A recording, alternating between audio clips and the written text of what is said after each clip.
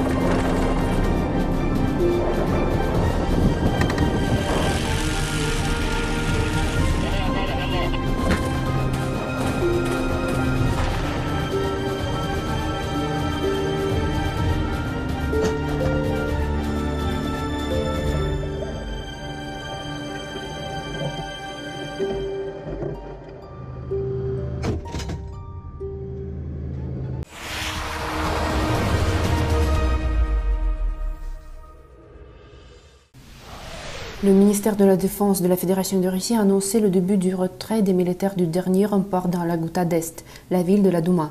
Au total, 1146 personnes ont été transportées à l'aide de 24 bus dans la direction de la province d'Idlib, dont 112 militaires et 1034 membres de leur famille, a indiqué le ministère de la Défense.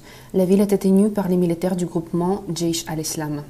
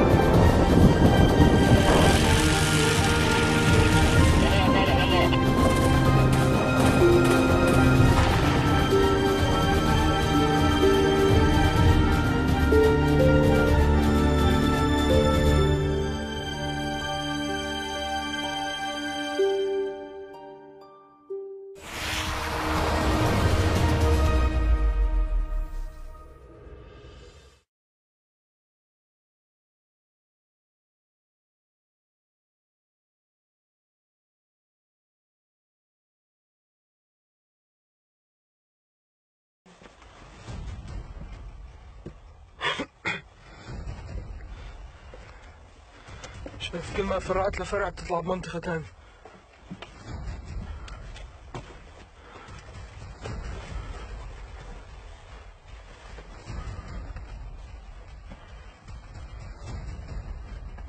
هذا شو اللي فوقك؟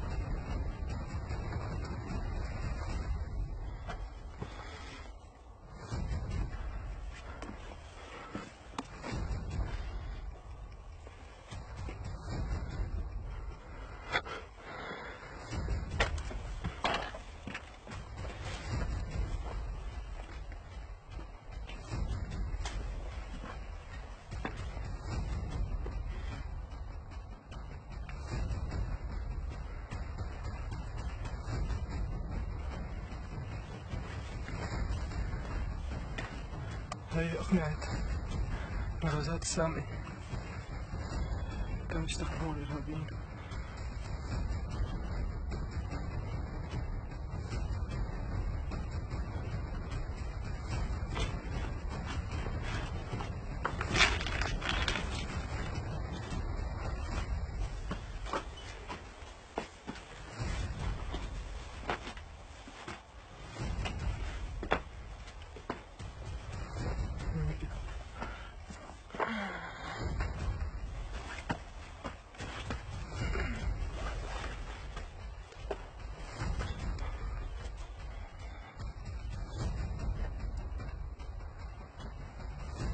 هي لوين كمان على الشارع هذا؟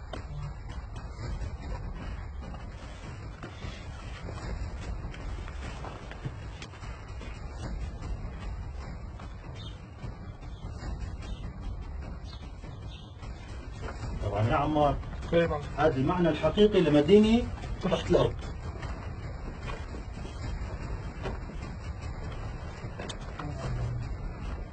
هون كانوا عم يحفروا ما كملوا لا هذا طريق رجع. بس هذا المعنى الحقيقي انه جوبر مدينة تحت الأرض بكل معنى الكلمة.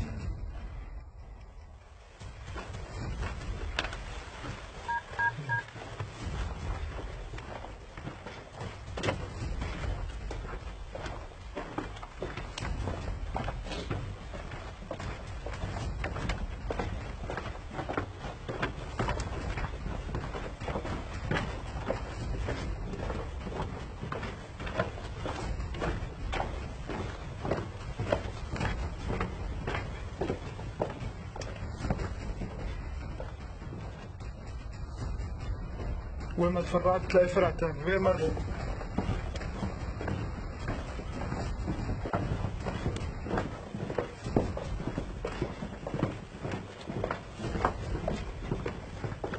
هون مين يقرأ؟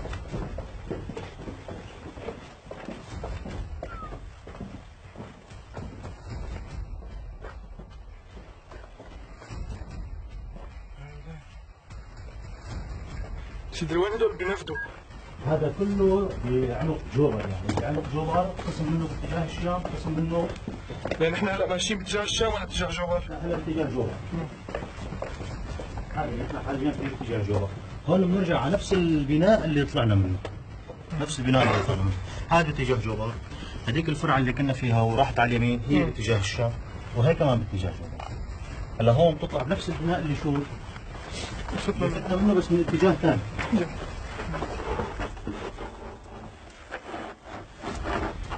حط اجرك مكان حط اجري انا.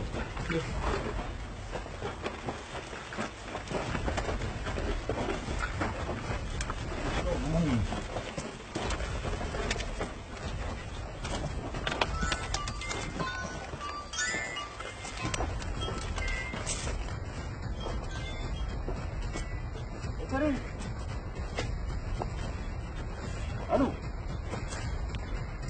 لا هذا حد امامي بالنسبه لي، يعتبر اقوى تجهيز هندسي موجود بالمنطقه اللي هو اتجاه الشام.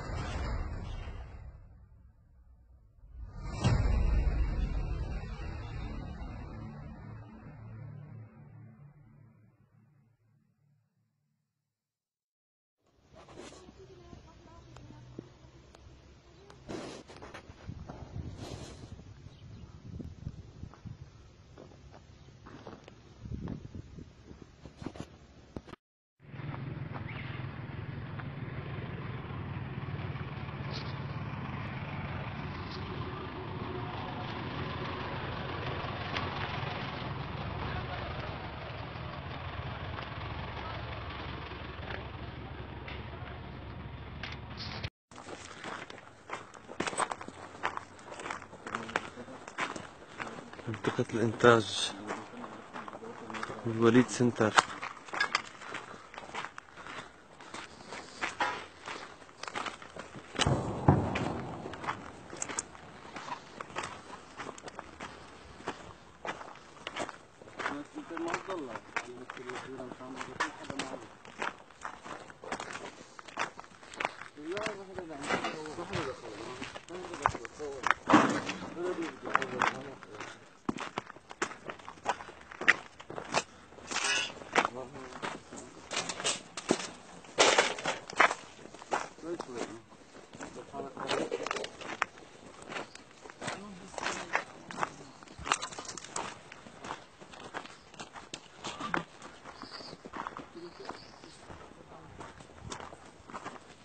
جامع الزهراء.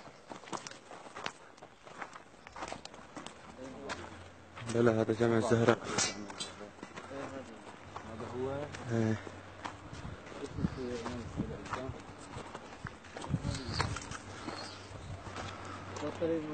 هون معناتها سنتر الوليد. سنتر الوليد هي هذا.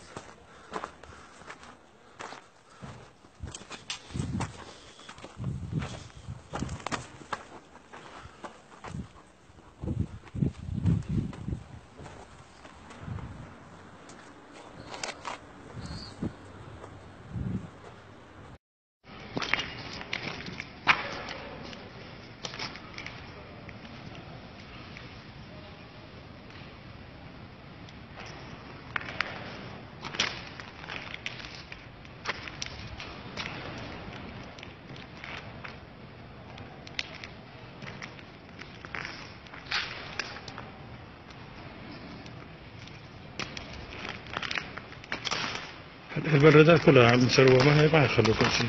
والله يا شيخ أنا ما بعرف، يعني لازم شوف أبو عام أستاذ أبو عادل فأخلي ما عم يخلي شيء.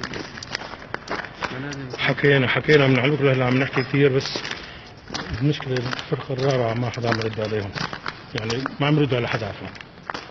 شلون كله؟ يا لطيف. هاي مقابر هاي؟ ايه من كثر التصريف صاروا يعملوا. ايوه. لا أبو موفق غرب ما تعرف أبو موفق. والله ايه يمكن اقدر اشوفه. بس هدول كلهم بينقلوا. حفيله اللي تحت ما هيك مغنية؟ هاي كلها كاتبين اسمائهم. غماية متر.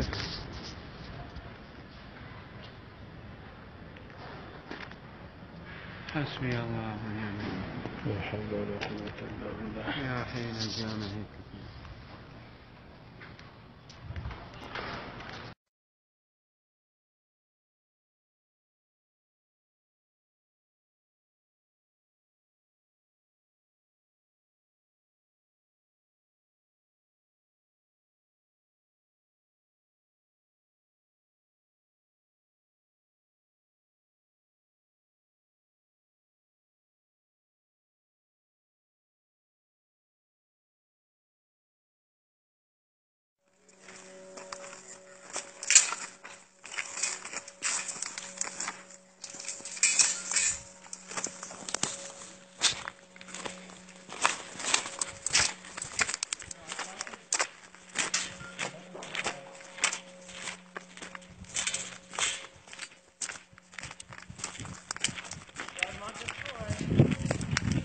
هاي مادة جامع الزهراء.